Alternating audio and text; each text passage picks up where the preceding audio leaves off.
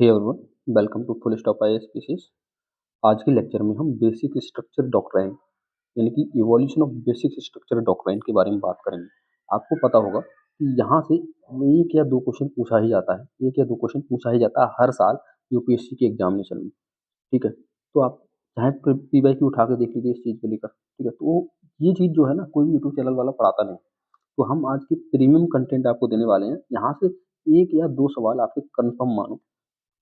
चलो बिना time waste के शुरू करते हैं। बेसिक स्ट्रक्चर क्या है एक्चुअल में? ठीक है, देखो संविधान जब बना था ना, जब संविधान बना था तो उस समय पर बेसिक स्ट्रक्चर की कोई बात नहीं करी गई थी। लेकिन अमेंड क्या करना है? ठीक है, अमेंड क्या करना है, किस चीज़ को अमेंड किया जा सकता है, किस चीज़ को अमेंड नहीं किया जा सकता है, इसको लेकर हमारे जो सुप्रीम कोर्ट है उसके पास में बहुत सारे सवाल थे। तो इस चीज़ को लेकर बेसिक स्ट्रक्चर ऑफ डॉक्ट्राइन आई कि एक्चुअल में हम उन चीज़ों को अमेंड कर सकते हैं, उन चीज़ों को अमेंड कर सकते हैं जो बेसिक स्ट्रक्चर का पार्ट नहीं है। ध्यान दीजिएगा, क्या बोल रहा हूँ कि आप अमेंडमेंट कर सकते हैं। ठीक है, सुप्रीम कोर्ट के पास में सुप्रीम कोर्ट ने एक बात कही, एक केस में क्या कहा सुप्रीम कोर्ट ने, पार्लियामेंट से कहा कि आप अमेंडमेंट में तो कर सकते हैं, अमेंडमेंट तो कर सकते हैं, संविधान में संशोधन तो कर सकते हैं, यानी पूरे संविधान में किसी भी चीज़ को संशोधन कर सकते हैं।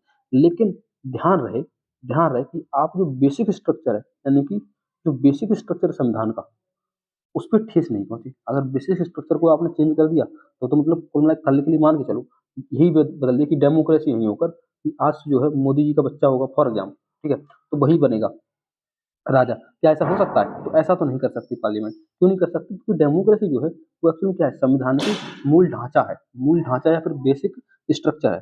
इस बात को समझ रहे हो? तो इसीलिए इसी चीज़ की जो इवोल्यूशन हुआ, जो डॉक्ट्राइन है, क्या-क्या चीज़ें हैं, यानी जैसे हमने फॉर एग्जाम्पल डेमोक्रेसी आपको बता दी, इसकी सेपरेशन ऑफ पावर बता दिया हमने आपको। तो ये तो बेसिक स्ट्रक्चर ऑफ डॉक्ट्राइन है। इससे रिलेटेड और भी कौन-कौन सी चीज़ें हैं, तो इससे रिलेटेड कई बार प्रश्न पूछा जाता है। तो हम बात करते हैं कि एक्चुअल में क्या-क्या है। तो सबसे पहले ध्यान देना है, जो बेसिक स्ट्रक्चर है, बेसिक स्ट्रक्चर ऑफ डॉक्ट्राइन, सबसे पहला सवाल क्या आता है कि बेसिक स्ट्रक्चर ऑफ डॉक्ट्राइन क्या संविधान में डिफाइंड है? बेसिक स्ट्रक्चर ऑफ डॉक्ट्राइन, ठीक है, डॉक्ट्राइन ऑफ बेसिक स्ट्रक्चर बोल सकते हैं या फिर basic structure of the constitution क्या डिफाइंड है कॉन्स्टिट्यूशन में? तो बोलोगे कि ये डिफाइंड नहीं है। सिंपल सी चीज है। तो यहाँ पर देखो, basic structure encompasses basic and core values हैं। किसकी कोर वैल्यूज हैं? Which form bedrock of the Indian constitution, तो इंडियन कॉन्स्टिट्यूशन की बेडरॉक बनाया करते हैं। ठीक है, basic structure can't be amended by the parliament under article number 368। ध्यान रखना है, अंडर आर्टिकल 368 यानी अंडर आर्टिकल 368 के अंडर हम क्या करते हैं, कॉन्स्टिट्यूशनल अमेंडमेंट किया करते हैं। सीएए बोल रहा हूँ, कॉन्स्टिट्यूशनल अमेंडमेंट एक्ट बोलते हैं ना, तो कॉन्स्टिट्यूशनल अमेंडमेंट किया करते हैं किसके थ्रू? Under article number 368। लेकिन हम बेसिक स्ट्रक्चर को चेंज नहीं कर सकते हैं, ये बात हमारा जो है सुप्रीम कोर्ट बोला करता है। ये संविधान में मेंशन नहीं है, इस बात को ध्यान रखिएगा। ठीक है, बेसिक स्ट्रक्चर डॉक्ट्राइन अगर हम बात करें, basic structure doctrine judicially innovated की गई है। तो जज ने या फिर बोल सकते हैं जुडिशियली यानी कोर्ट के द्वारा इनोवेट की गई है, हमारे सुप्रीम कोर्ट के द्वारा इनोवेट की गई है, ना कि ये संविधान में डिफाइंड है। इस बात को ध्यान रखिएगा। ठीक है, not defined under the constitution. ये कई बार सवाल पूछा जा चुका है कि basic structure of doctrine is defined under the constitution, वो फॉल्स स्टेटमेंट हुआ करता है। ठीक है, not defined by supreme court और एनी अदर कोर्ट। तो ये डिफाइंड तो नहीं की गई। अब कई बार क्या बोल देता है ना कि सुप्रीम कोर्ट के द्वारा डिफाइंड कर दी गई क्या बेसिक स्ट्रक्चर, नहीं। तो ये चीज अभी तक किसी ने भी डिफाइंड नहीं की है।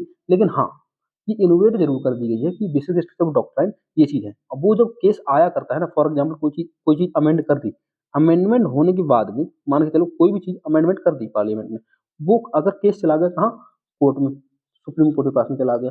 कोई भी लॉ है, उसको क्या कर दिया, पार्लियामेंट ने अमेंड कर दिया। अब वो अमेंडमेंट होने के बाद में कहाँ चला गया, कोर्ट में चला गया वो। अब जब कोर्ट में गया तो कोर्ट उस पर छानबीन करेगी, कहीं ना कहीं से वो उसका लिंक तो नहीं है, कोई हमारे संविधान के जो मूल ढांचे में कोई फर्क तो नहीं आ रहा है। अगर मूल ढांचे में यानी कॉन्स्टिट्यूशन के बेसिक स्ट्रक्चर में फर्क आ रहा है तो हम बोल देंगे वो बेसिक स्ट्रक्चर का पार्ट है।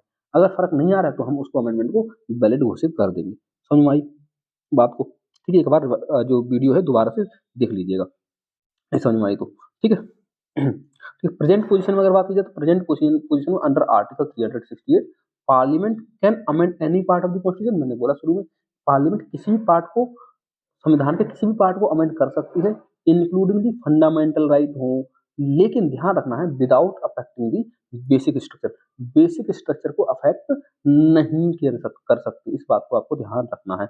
लेकिन सुप्रीम कोर्ट ने या फिर देखो, ना तो सुप्रीम कोर्ट ने डिफाइन किया है बेसिक स्ट्रक्चर को, ना ही पार्लियामेंट ने डिफाइन किया है, फिर ना ही कॉन्स्टिट्यूशन ने डिफाइन किया। किसी ने भी अभी तक बेसिक स्ट्रक्चर को डिफाइन नहीं किया है, इस बात को आप ध्यान रखिएगा। लेकिन इससे रिलेटेड जो इवोल्यूशन, जो बेसिक स्ट्रक्चर हुआ, हमने क्या बोला कि इवोल्यूशन की बात करेंगे। तो इवोल्यूशन कैसे कैसे हुआ, उससे रिलेटेड बहुत सारे केसेस आए, जैसे कि संकारी प्रसाद केस। तो देखो, यहाँ पर हम बहुत सारे केसेस को भी कवर कर लेंगे। तो संकारी प्रसाद केस 1951 में आता है। संकारी प्रसाद केस 1951 में आता है। तो 1951, देखो 1949 में तो कॉन्स्टिट्यूशन इनेक्ट हुआ था, तो उसके 2 साल बाद ही संकारी प्रसाद केस आ गया। तो संकारी प्रसाद केस में पहला अमेंडमेंट किया गया था। उस समय पे क्या किया गया था, 1951 में फर्स्ट अमेंडमेंट किया गया था 1951 में। उसी से रिलेटेड एक केस आया था, संकारी प्रसाद केस, संकारी प्रसाद केस। लेकिन यहाँ की क्या है, आउटकम ध्यान रखना है। आउटकम क्या थी, आउटकम यहाँ पर ये थी कि फंडामेंटल राइट्स को अमेंड किया जा सकता है संकारी प्रसाद केस में। यानी पहली बार ये बात कही गई थी कि जो फंडामेंटल राइट है, under article number 368 parliament can amend fundamental right, article 13 include and only ordinary law. दो बातें कह रहा है, देखो कौन कौन सी, कि फंडामेंटल राइट को तो अमेंड कर सकते हैं। सुप्रीम कोर्ट ने संकारी प्रसाद केस में क्या कहा, फंडामेंटल राइट को अमेंड कर सकते हैं, पहली बात। दूसरी बात क्या कही इन्होंने, दूसरी बात कही जो आर्टिकल 13 है, आर्टिकल नंबर जो है 13, अब आप बताइए कि आर्टिकल नंबर 13 में लिखा गया है। तो आर्टिकल नंबर जो 13 है यानी 13 है, उसमें क्या इंक्लूड करता है, वो सिर्फ और सिर्फ ऑर्डिनरी लॉ की बात करता है, नॉट कॉन्स्टिट्यूशनल अमेंडमेंट लॉ। तो कॉन्स्टिट्यूशनल अमेंडमेंट लॉ की बात नहीं किया करता है अंडर आर्टिकल नंबर 13, ध्यान रखना है। समझ में आया, चलो दूसरा समझो। देखो संकारी प्रसाद केस में क्या याद रखना है, इतना ही। अगर बहुत ज्यादा कंफ्यूजन हो रही हो तो इतना याद रख लो कि संकारी प्रसाद केस में फंडामेंटल राइट को अमेंड कर दे सकते हैं, ये वाली बात कही गई थी। गोलकनाथ केस की बात समझो। गोलकनाथ केस आता है 1967 में। 1967 में गोलकनाथ केस में जो सुप्रीम कोर्ट है तो दोबारा से अपनी बात को बदल देता है, दोबारा से अपनी बात को बदल देता है और कहता है कि फंडामेंटल राइट को अमेंड नहीं कर सकते हैं। ध्यान रखना, गोलकनाथ केस 1967 में आता है और उसमें फिर दोबारा से, पहले तो बोल दिया फिर fundamental right can be amended, लेकिन अब जो है सुप्रीम कोर्ट पलटू राम बन गया और उसने पलट गया, अपनी जुबान से पलट गया और कहने लग गया कि फंडामेंटल राइट अमेंड नहीं कर सकते हो। तो इस चीज से एक बात समझ में आती है कि सुप्रीम कोर्ट जो है, सुप्रीम कोर्ट जो है वो अपने डिसीजन को ओवरराइड कर सकता है। यानी अपना पहले कोई डिसीजन ले रखा है उसने, उस डिसीजन को बदल भी सकता है आने वाले फ्यूचर में। आई बात समझ में? तो इस बात को आपको समझ में आया। तो fundamental right can't be amended. 17th amendment act which inserted certain state law in the 9th schedule was challenge. इसमें क्या किया गया था गोलकनाथ केस में, 9th शेड्यूल को चैलेंज किया गया था। अब 9th शेड्यूल क्या था, 9th शेड्यूल को ऐड किया गया था गवर्नमेंट के द्वारा, जिससे कि जिनको हम कोर्ट में चैलेंज नहीं किया जा सकता था, इसीलिए ही 9th शेड्यूल को ऐड किया गया था। इसी को चैलेंज किया था गोलकनाथ केस 1967 में। ठीक है, तो सुप्रीम कोर्ट ने यहाँ पर की फाइंडिंग जो थी सुप्रीम कोर्ट की, वो थे कि फंडामेंटल जो है ट्रांसडेंटल है या फिर इम्यूटेबल है, या फिर बोल सकते हैं फंडामेंटल राइट जो है उनको चेंज नहीं किया जा सकता है, वो सैंक्रोसैंक्ट है, ऐसे बोल सकते हैं। ठीक है, कांट अब्रिज और take away in fundamental right, जो पार्लियामेंट है वो फंडामेंटल राइट को नहीं छीन सकता है किसी भी इंसान से। ठीक है, बात समझ में आई। अब जैसे कि इसमें कहा क्या कहा गया कि अंडर आर्टिकल नंबर 13 के अंदर आप जो है फंडामेंटल राइट किसी ने अमेंड कर दिए हैं तो आप वाइड घोषित नहीं कर सकते, यानी कि आप जो है फंडामेंटल राइट को जो अगर मान के चलो उसने अमेंड कर दिया है तो उसको जो है वाइड घोषित कर नहीं कर सकते हो अंडर आर्टिकल 13। लेकिन अगर गोरखनाथ केस 1967 में आया और उन्होंने कह दिया कि फंडामेंटल राइट को अमेंड कर ही नहीं सकते हो, अगर तुमने अगर अमेंड कर दिया, अगर मान के चलो तुमने अमेंड कर दिया, पार्लियामेंट ने अमेंड कर दिया, तो कोई जाएगा तो आर्टिकल नंबर 13 को इंप्लीमेंट करवा देगा और अंडर आर्टिकल 13। अब ये सुप्रीम कोर्ट डिफाइन कर रहा है, ध्यान रखना। सुप्रीम कोर्ट कह रहा पहले बोला कि आर्टिकल नंबर 13 की कोई वजूद ही नहीं है। अब अगर अंडर आर्टिकल नंबर 13 आप फंडामेंटल राइट को अमेंड कर ही नहीं सकते। ठीक है, और अंडर आर्टिकल नंबर 13 लगा के वो अगर मान के चलो तुमने अमेंडमेंट कर दिया है तो वॉइड घोषित कर देगा, आर्टिकल नंबर 13 लगा के वॉइड घोषित कर देगा आपने जो भी अमेंडमेंट किया है।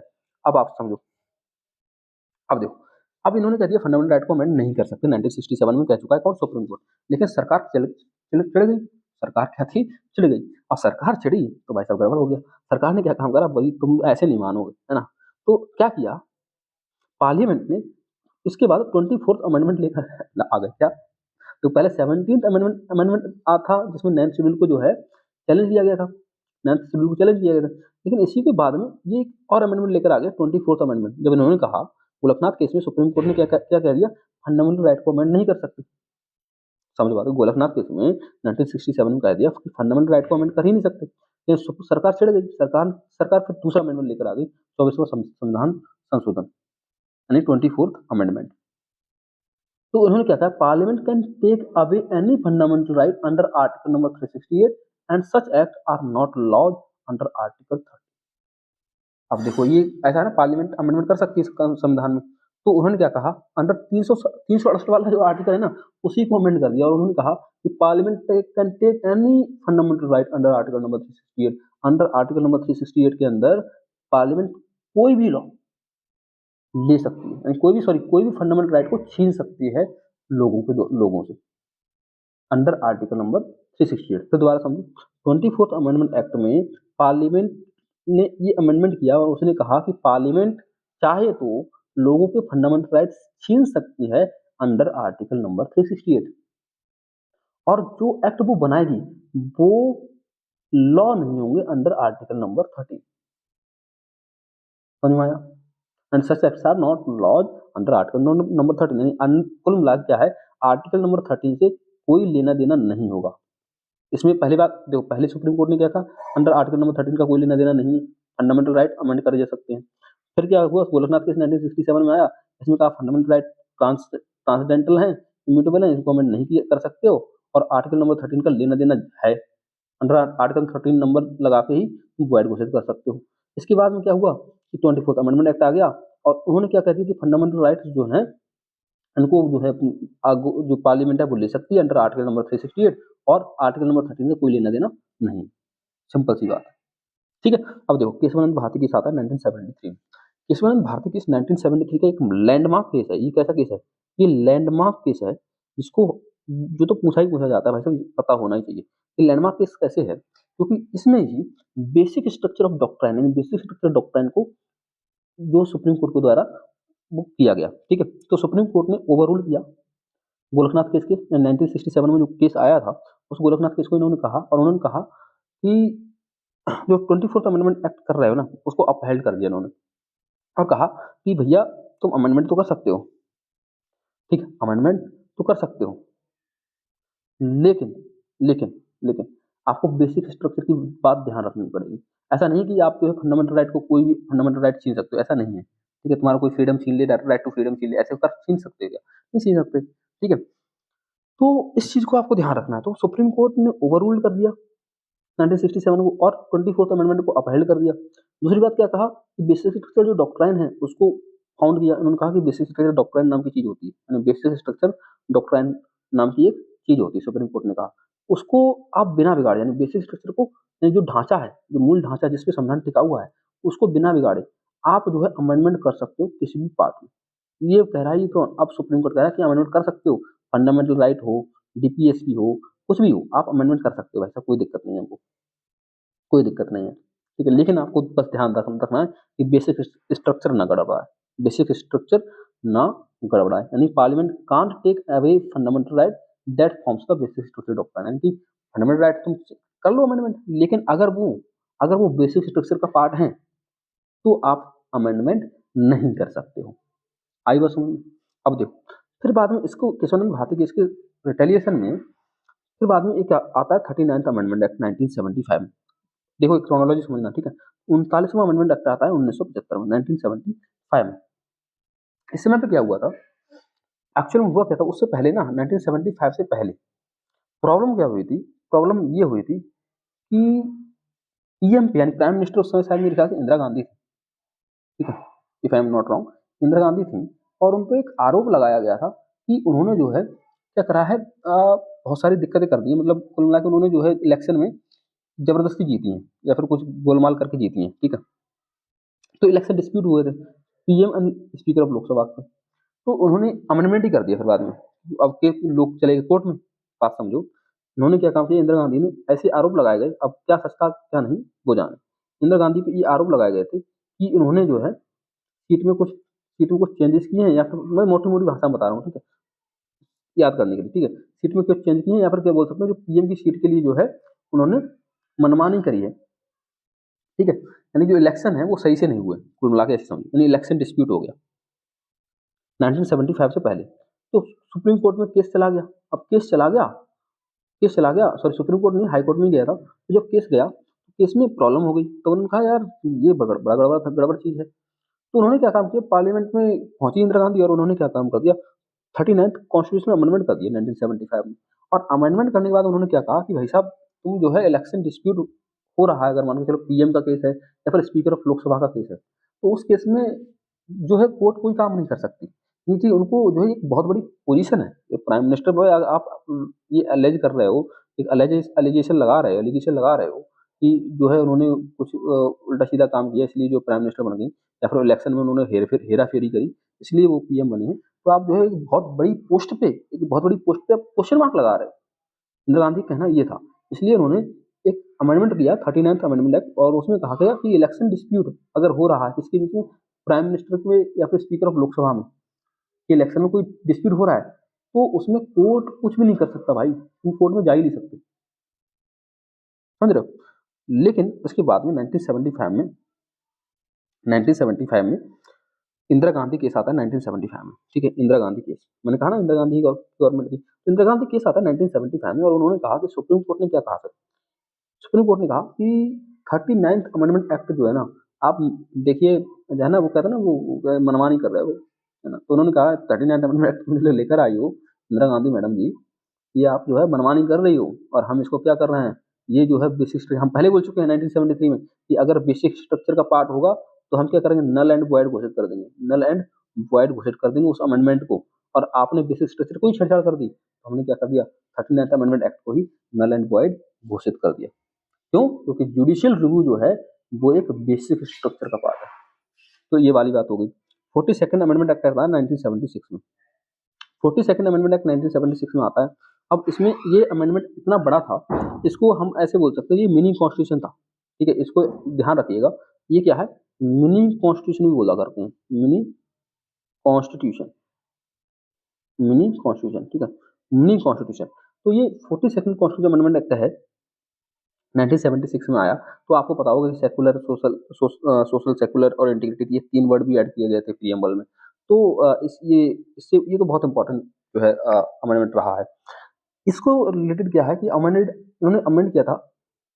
इसमें अमेंड किया हुआ था आर्टिकल नंबर 368, ठीक है। और आर्टिकल नंबर 368 में जैसे सुप्रीम कोर्ट बार-बार इनको उंगली कर रहा था ना प्राइम मिनिस्टर में, इसलिए जो है बार-बार जो है अपना हाथ लगा देता था कि भाई साहब तुम कुछ गलत कर रहे हो। लेकिन इन्होंने क्या है, सरकार फिर से आ गई, चढ़ गई थोड़ी-सी। उसने 42वां संविधान संशोधन किया, उसमें बहुत सारी चीज़ें चेंज करी। उनमें से एक चीज़ जो थी, जो इम्पोर्टेंट केस में जो सुप्रीम कोर्ट में बाद में गई, वो चीज़ क्या थी, उन्होंने अमेंड किया था आर्टिकल नंबर 368। उसमें कहा कि no limitation on constituent power of parliament and no amendment can't be question in the court. अब देखो बार-बार देखो मनमानी करने की कोशिश कर रही है सरकार। सरकार क्या मनमानी करने की कोशिश कर रही है कि अंडर आर्टिकल नंबर 368 जो अमेंडमेंट होंगे, यानी कि 368 को ही अमेंड कर दिया सरकार ने, और उन्होंने क्या कहा कि कोई भी लिमिटेशन आप नहीं लगा सकते, यानी कॉन्स्टिट्यूट पावर जो है पार्लियामेंट की, उस पे कोर्ट जो है कोई भी लिमिटेशन नहीं लगा सकता। हम ही भाई सर्वोपरि हैं, ये कहना चाह रही थी उस समय की सरकार। और जो है क्वेश्चन नहीं कर सकते आप कुल मिलाकर। लेकिन भाई आपको भी पता है सुप्रीम कोर्ट जो है ना, छोटी-मोटी चीज़ तो है नहीं, ठीक है। तो सुप्रीम कोर्ट ने मिनर्वा मिल्क केस आता है 1980 में। मिनर्वा मिल्क केस 1980 में ये सेव करता है हमको आकर, और क्या कहता है, इन्होंने कहा कि जो 42nd अमेंडमेंट में आपने जो चेंजेस किए हैं ना, 368 को आप चेंज कर रहे हो कि आर्टिकल नंबर 368 को ही बदल दिया कि भाई साहब आप क्वेश्चन नहीं कर सकते कोर्ट में, ये नहीं कर सकते, वो नहीं कर सकते। तो मिनर्वा मिल्क केस में 1980 में इनवैलिडेट कर दिया 42nd अमेंडमेंट एक्ट को। समझ में आया? तो मिनर्वा मिल्क केस में invalidate above changes under 42nd amendment. समझ में आया? क्यों? बाद में भी उन्होंने यही बात रखी, जुडिशियल रिव्यू जो है वो बेसिक स्ट्रक्चर है। अब भाई बेसिक स्ट्रक्चर को आप कैसे वो कर सकते हो, ठीक है? बहस होती है नॉर्मली, ठीक है? तो इसलिए वो बात था। अब फिर बाद में आता है बामन राव केस 1981। बामन राव केस कब आता है? 1981 में। अगेन सुप्रीम कोर्ट ने एडहेर किया डॉक्ट्राइन ऑफ बेसिक स्ट्रक्चर, और क्लैरिफाई किया उन्होंने कि that it would apply to constitutional amendment and enacted after April 24 April 1973। देखो 24 अप्रैल 1971 के बाद तो 1973 होगा, 1973 है ना, 1973 जो केशवानंद भारती का केस भी इसी दिन लड़ा गया था, 24 अप्रैल 1973 वाले दिन ही जजमेंट आया था केशवानंद भारती केस का। तो उसके बाद में जो भी अमेंडमेंट किए गए, क्या मैं कहना चाह रहा हूँ कि जैसे मान के चलो, ये मान के चलो कि 24 अप्रैल 1973 यहाँ पर है, ये वाली डेट है। इससे पहले बहुत सारे अमेंडमेंट हो चुके होंगे, इधर वाले पार्ट में बहुत सारे अमेंडमेंट हो चुके होंगे। लेकिन 24 अप्रैल से आगे वाली डेट में कोई भी अमेंडमेंट किया गया होगा, इससे इस डेट के आगे है 1973 के बाद में, जैसे 1974, 75, 76, 77 यानी कि अब तक अगर कोई भी अमेंडमेंट किया जाएगा, अगर कोई भी अमेंडमेंट किया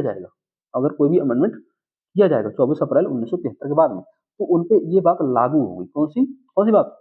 बेसिक स्ट्रक्चर ऑफ डॉक्ट्राइन वाली, बेसिक स्ट्रक्चर ऑफ डॉक्ट्राइन वाली।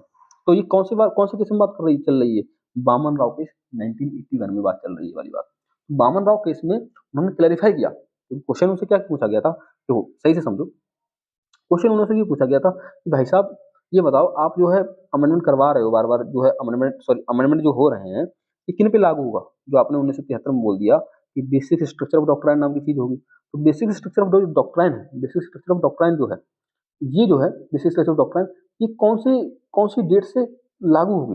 तो उन्होंने कहा 24 अप्रैल 1973 से पहले जो भी हुआ, सरकार ने जो भी मनमानी करी, उससे हमको फर्क नहीं पड़ता, लेकिन इसके बाद में जो भी अमेंडमेंट होंगे, इससे बाद में भी जो भी अमेंडमेंट होंगे, उन पे जरूर ये लागू होगा बेसिक स्ट्रक्चर ऑफ डॉक्ट्राइन वाला केस। ये बात कही थी बामन राव केस 1981।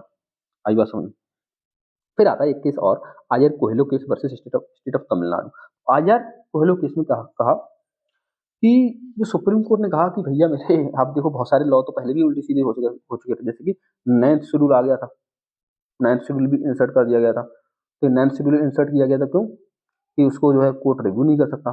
तो आयर कोहेलो केस में कहा गया कि जो भी लॉ है, इंक्लूडिंग दो दिन 9th शेड्यूल, जो भी 9th शेड्यूल है, कोई भी लॉ है, वो सारे के सारे जुडिशियल रिव्यू के लिए ओपन कर दिए गए, चाहे पहले हुए हों या बाद में हुए, मुझे कोई मतलब नहीं। यानी वो क्या नाम है, सुप्रीम कोर्ट क्या कर रहा है कि पहले हुए हों कोई भी लॉ या बाद में हुए हों, पहले उससे पहले 1981 में कुछ और बोल गया था, 2007 में फिर दोबारा से बोलता है कि जैसे जो भी 9th शेड्यूल में है, उसको ओपन कर दिया रिव्यू के लिए। ठीक है, रिव्यू हो सकता है, जुडिशियल रिव्यू हो सकता है 9th शेड्यूल का, इस तरह से याद रख सकते हो। ठीक है, अब ये सारे बहुत सारे केस हैं, अब यहाँ पर जो है चाहो तो इधर से पढ़ सकते हो। ठीक है, ये नॉर्मली केस थे। ये एलिमेंट क्या है, एलिमेंट क्या हो सकते हैं बेसिक स्ट्रक्चर के, इन चीजों को कभी कभार क्वेश्चन पूछा जा सकता है, तो एक बार पढ़ा दे रहा हूँ। देखो सुप्रीमेसी, संविधान की सुप्रीमेसी है, बिल्कुल ये भी एलिमेंट है बेसिक स्ट्रक्चर का। ये बेसिक स्ट्रक्चर जो भी part, supremacy of the constitution, sovereign है, ये भी बेसिक स्ट्रक्चर है। डेमोक्रेटिक बेसिक स्ट्रक्चर है। Republican nature of Indian polity, ये भी बेसिक स्ट्रक्चर है। Secularism, separation of powers, federal character, unity and integrity, welfare state, judicial review, freedom, dignity of individual, parliamentary system, rule of law, equality, harmony and balance between fundamental right and DPSP, fair election, independent judiciary, effective access to justice, limited power of parliament to amend constitution and power of high court under article number 226 and 227। ये सारे के सारे जो part हैं, ये basic structure अब तक ये बेसिक स्ट्रक्चर में सुप्रीम कोर्ट ने बोल चुका कि ये बेसिक स्ट्रक्चर का पार्ट है। सिंपल सा बात है, ये एलिमेंट्स हैं। तो एक दो बार रिवीजन मारोगे, एक दो बार जो पढ़ लो, जो है आपको जो है ये सारी चीजें समझ में आ जाएंगी। ठीक है, तो ये जो सारे एक्ट से, ये सारे के सारे जो है अमेंडमेंट एक्ट से थे, या फिर बोल सकते हैं जो भी केसेस थे, उनको आप एक दो बार गो थ्रू जाओ, और यहाँ से एक दो सवाल आपको देखने को जरूर मिल जाया करता है। ठीक है, तो इस चीज को आप ध्यान रखिएगा। ठीक है, चलिए मिलते हैं।